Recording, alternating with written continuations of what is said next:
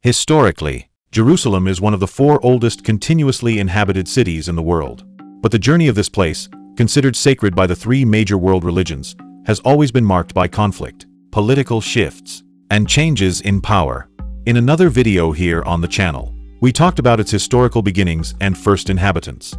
And in a separate episode, we explored some of the city's most important moments throughout history, including David's conquest of the city while it was held by the Jebusites, and later control by the Babylonians, Persians, and Greeks.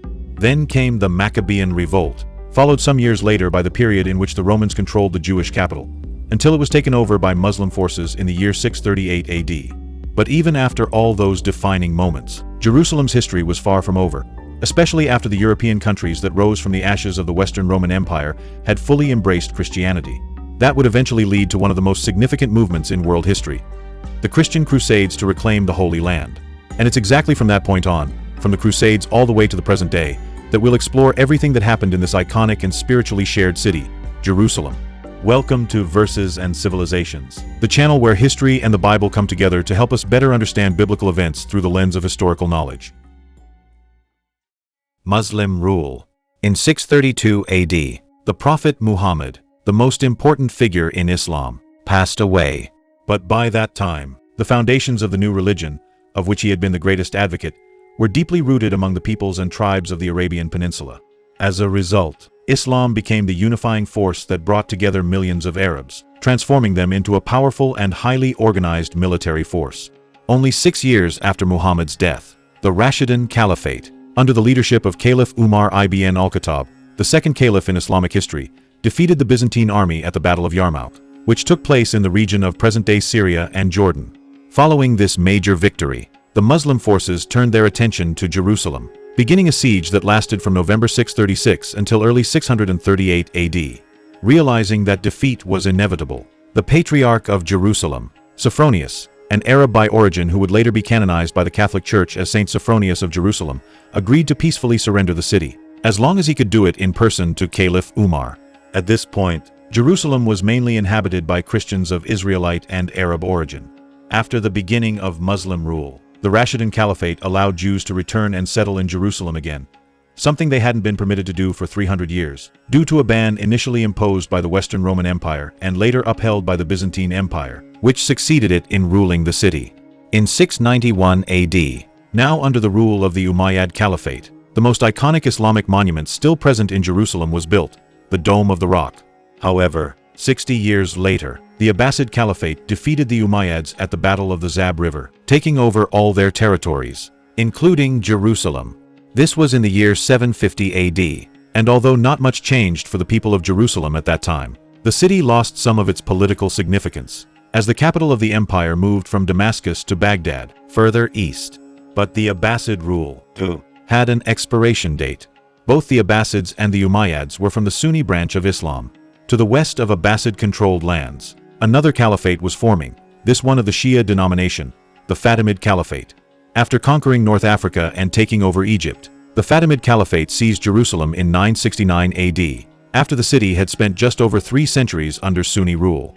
From that point on, things became more difficult for the Christians and Jews living in the Holy City.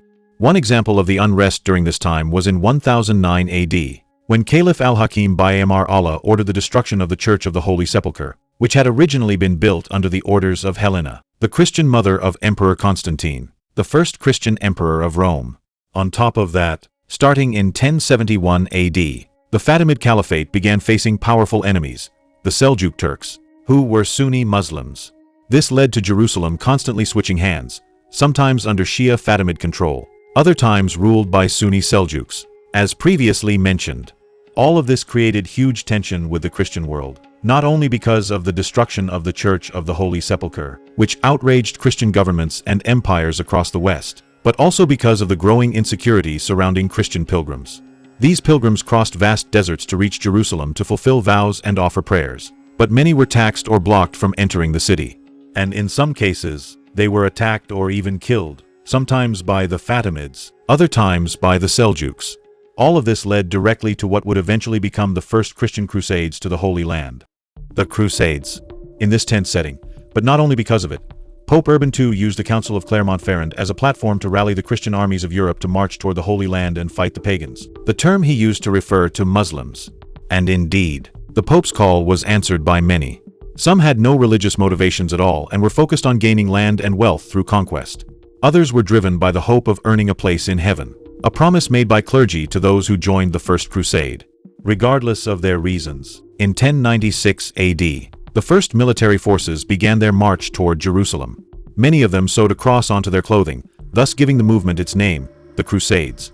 https://jafetnumismatica.com/upload/2018/09/crusados JPG launched by French nobles. And after passing through Germany, Italy, and the Byzantine Empire, gaining more soldiers and followers along the way, the Crusaders inflicted defeats on the Seljuk Turks in cities like Nicaea and Antioch, as well as throughout the Anatolian region, until they finally reached Jerusalem in 1099 AD. After a 2-month siege, the Crusader soldiers climbed over the city walls and managed to break in. At that moment, the Christian armies carried out a brutal massacre, indiscriminately killing both Jews and Muslims. By the end of the battle, the Europeans proclaimed themselves the new rulers of Jerusalem and established the Latin Kingdom of Jerusalem, naming Baldwin I, brother of Godfrey of Bouillon, the Crusades' most prominent leader who had refused the title of king, as its first monarch.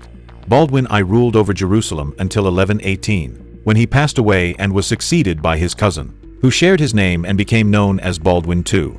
He indirectly helped form two of the most famous knightly orders of the medieval era, the Knights Templar and the Knights Hospitaller. Among other missions, these orders were created to protect the growing number of Christian pilgrims arriving from Europe. Naturally, the Knights Templar in particular gained enormous wealth and power during this time, essentially becoming the forerunners of modern banking systems. After several other kings ruled over Jerusalem, in 1174, Baldwin IV, also known as the Leper King, ascended to the throne of the Latin Kingdom. Just 3 years later, Saladin, who would go down in history as one of the greatest and noblest Muslim military leaders and who had already become the Sultan of both Egypt and Syria, attacked the Crusader kingdom, but was defeated at the Battle of Montgessard.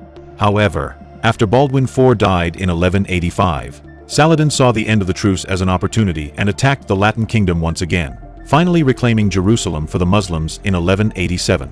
But Saladin's conquest would be challenged just 3 years later when the Third Crusade, led by King Richard the Lionheart of England, arrived in the Holy Land determined to recapture Jerusalem.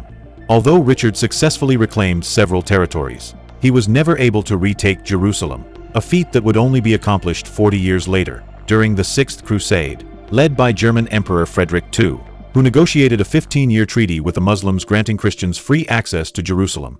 However, in 1291, the last remaining Christian kingdom in the region was dissolved by the Mamluk Sultanate, based in Egypt, which then took control of the area. The Mamluks became the final rulers of the Holy City during the medieval period.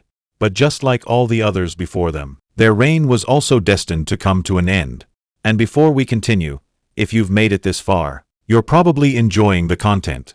So please, like our video and share it with anyone else who loves diving into biblical history through the lens of real-world events. Modern Age.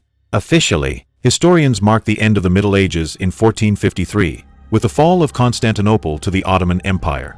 The city would later become Istanbul, in modern-day Turkey, and it was the Ottomans who became the next great empire to take over Jerusalem, doing so in the year 1516.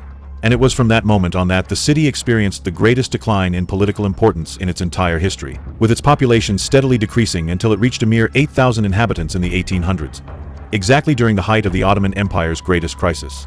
During this time, the region remained relatively peaceful, which encouraged waves of immigration, especially from Jewish communities who now felt safer returning to Jerusalem thanks to over 3 centuries of peace. Historical records show that in 1886, roughly 25,000 Jewish immigrants arrived in Jerusalem and the surrounding region. As for the Ottoman Empire, it suffered its final blow just a few decades later, during World War I, which lasted from 1914 to 1918. Amid the war, in 1917, British forces took control of Jerusalem, and that same year, the Balfour Declaration was issued, strongly influenced by Lionel Walter Rothschild, a prominent member of the powerful Rothschild banking family, who even today remains a significant force in European geopolitical affairs. Lionel Rothschild was both British and Jewish, and for this reason, The British government committed in the declaration to support the creation of a national homeland for the Jewish people. At the same time, the Ottomans were part of the Triple Alliance, which was defeated in the war. As a result, the empire's remaining territories were carved up into several smaller nations and kingdoms, reducing the Ottoman Empire essentially to the modern-day Republic of Turkey. Amid these geopolitical shifts, European powers, especially Britain and France, worked closely with Arab groups under Ottoman rule, supporting their push for political independence. This eventually led to the formation of new nations such as Iraq, Syria, Lebanon, Jordan, Saudi Arabia, and Yemen. And one more independent region was established, though not as a sovereign state, Palestine, which became a British mandate in 1920, officially removing Jerusalem from Ottoman control and placing it under British rule, though only for a brief time. This marked the beginning of a strong return of European Jews to the city, leading to rapid growth in both the size and population of Jerusalem. For this and many other reasons, the British mandate for Palestine, which included Jerusalem, became widely recognized, especially by Jews, as the rightful historic location for the establishment of a modern state of Israel, in accordance with the Balfour Declaration. With the approval of the League of Nations, the predecessor to the United Nations, the British governed the region for roughly 28 more years. During this time, they had to deal with constant clashes between Arabs and Jews in Jerusalem, which now had a population of over 100,000 people. In 1948, the British fully withdrew their troops from the Mandate of Palestine, and the Arab-Israeli War broke out. It lasted 10 months and ended with an Israeli victory. The Israelis took control of the land that had been designated for them by the UN, and even occupied 50% of the territory that had been meant for a future independent Palestinian state. At the same time, Jordan began governing the West Bank region, and Egypt took over the Gaza Strip. Israel took control of the western half of Jerusalem, while the eastern half came under Jordanian administration. However, that situation only lasted 20 years, until 1967, when the Israeli Defense Forces defeated a coalition made up of Egypt, Syria, and Jordan. As a result, Israel took control of several areas, including the West Bank and the Gaza Strip. From that point on, Jerusalem was fully under Israeli rule for the first time since the Maccabean Revolt, more than 2,000 years earlier.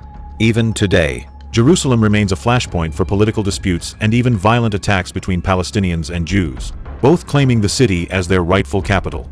It continues to be a spiritual epicenter for Christians, Muslims, and Jews alike. The truth is that Jerusalem's past has been extremely turbulent, and its present and future will likely continue to follow that same pattern for an unknown period of time. But without a doubt, in the Bible, the New Jerusalem holds a significance unlike any other place on earth. It symbolizes the complete restoration of the world into something far better, something divine and peaceful. That's where we'll wrap up this video. Don't forget to subscribe to the channel so you won't miss what's coming next. And feel free to check out one of these 2 amazing videos we're leaving right here on your screen.